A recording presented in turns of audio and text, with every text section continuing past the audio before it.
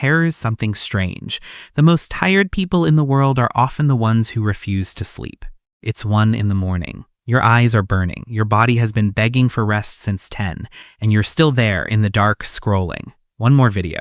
One more page. One more nothing. If that's you, if you know exactly how bad tomorrow is going to feel and you stay up anyway, you're going to see yourself in this video. A lot. Because here's what almost nobody tells you. Staying up late usually isn't about the night at all. It's not laziness. It's not a broken sense of discipline. And it's definitely not just a phone addiction. Psychologists have a name for what's actually happening. And once you hear it, you won't be able to unsee it, in yourself or in the people around you. By the end of this video, you'll understand what your brain is really doing at 1 in the morning, why it fights sleep like it's protecting something precious, and what that says about your days, not your nights. That last part matters more than you think. Let's set the scene first. Picture the scene. It's late. The house is finally quiet. You told yourself you'd be asleep an hour ago, and yet here you are, wide awake, doing something that doesn't even matter that much to you. Most people look at this and see one thing: laziness, no discipline, a weak person who can't put the phone down. Maybe you've said it about yourself. I just have no self-control at night. I'm addicted to my screen. I'm a mess. And the ritual is always the same. You get in bed with good intentions. You set the alarm, you turn off the light, and then your hand reaches for the phone, almost on its own. One more video becomes 10. One quick scroll becomes an hour. You watch the clock roll past midnight, past 1, and a quiet voice in your head keeps saying, "You're going to regret this." You know it's right. You keep scrolling anyway. From the outside, it looks like pure self-sabotage. Simple story. Lazy person, bad habits, case closed. But here's the strange part. The people who stay up latest are often the most exhausted ones. The ones with the heaviest schedules, the longest to-do lists, the most people depending on them. This were really about laziness. The busiest people should be the first ones asleep. They're not. They're the ones awake at 1 in the morning. So the lazy story doesn't hold up. Something else is going on. Researchers in the Netherlands actually gave this behavior a name. Around a decade ago, a team led by psychologist Kroese called it bedtime procrastination. Going to bed later than you intended, even though nothing is stopping you, and even though you know it will cost you tomorrow. And here's what their work suggested. This isn't a moral failure. It's a self-regulation problem. By the end of the day, the part of your brain that makes good decisions is running on empty. You've spent all day regulating yourself, getting up on time, being polite in meetings, resisting the snack, answering the emails. Every single one of those small acts of control draws from the same battery.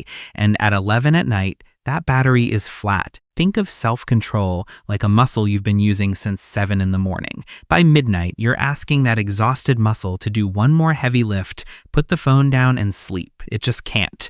Not because you're weak, because it's already lifted 1,000 small weights that day. Here's a second piece, and this one is written into your body.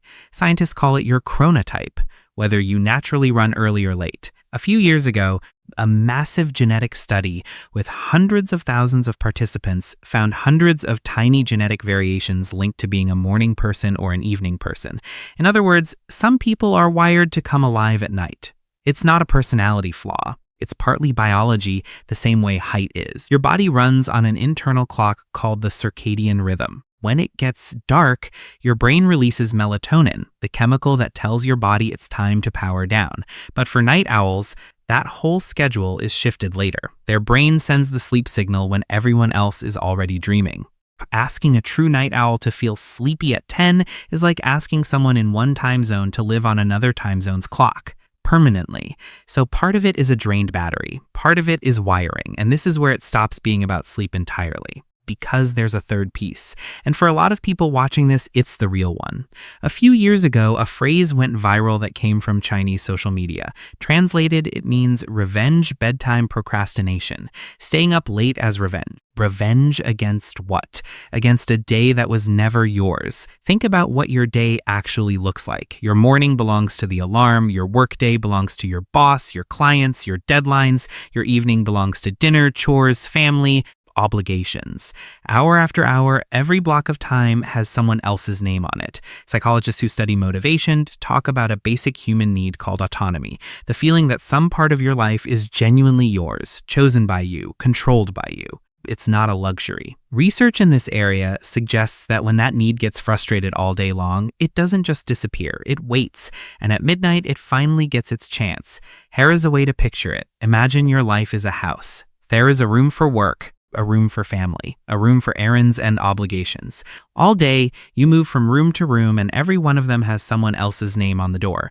But late at night, when everyone else is asleep, one room finally opens up. The only room in the house with your name on the door. That's what 1 in the morning is. It's not a time. It's a place. The one place where nobody needs anything from you.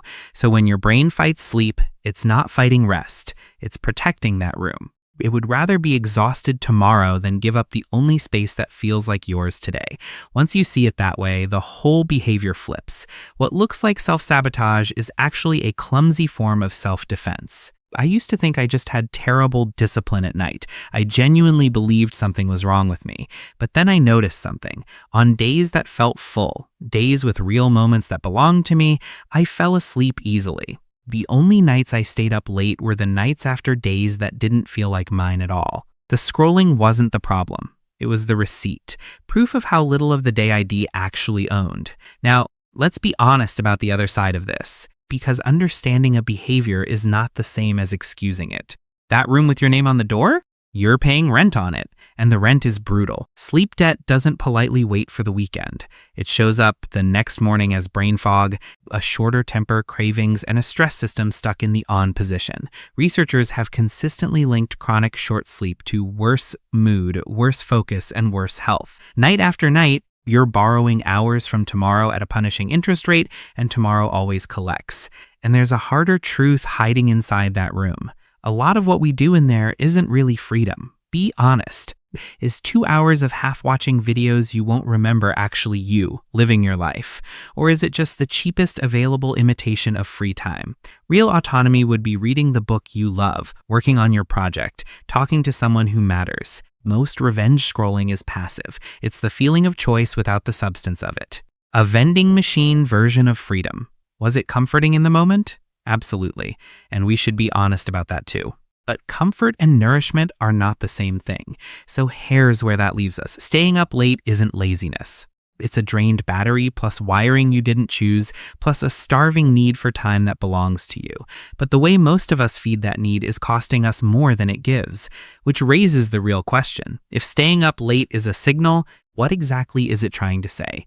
Now let's put all the pieces together. The lazy story was wrong from the start. Your self-control isn't broken. It's just been drained by 1,000 small decisions before midnight ever arrives. Part of your late-night wiring is genetic, a clock you were born with, not a flaw you chose. And the deepest piece has nothing to do with sleep at all. It's a hunger for 1 hour that belongs to you.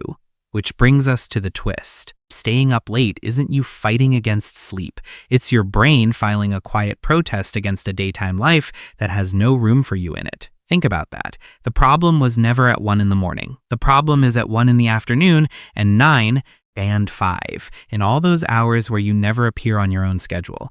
You can't fix a daytime problem with a bedtime rule. That's why every ill sleep early tonight promise collapses. You're not breaking a habit. You're trying to take away the only room with your name on the door while offering nothing in return. So don't just move your bedtime, move the room. 3 small ways to start. First, claim 30 minutes earlier in the day on purpose.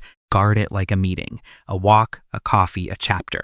It counts as yours only if you chose it. Second, if you do stay up, trade passive for active. 15 minutes of something you actually love beats 2 hours of scrolling you won't remember. Third, stop punishing yourself for your wiring. If you're a night owl, work with your clock where you can, instead of treating your biology like a character flaw. And maybe sit with this question tonight. What would your evenings look like if your days felt like yours? If this resonated with you, you might also want to check out our video on the psychology of people who need a lot of alone time. It's the same hunger, wearing a different coat. Understanding why you do what you do is the first real step toward changing it. You've already taken that step by watching this.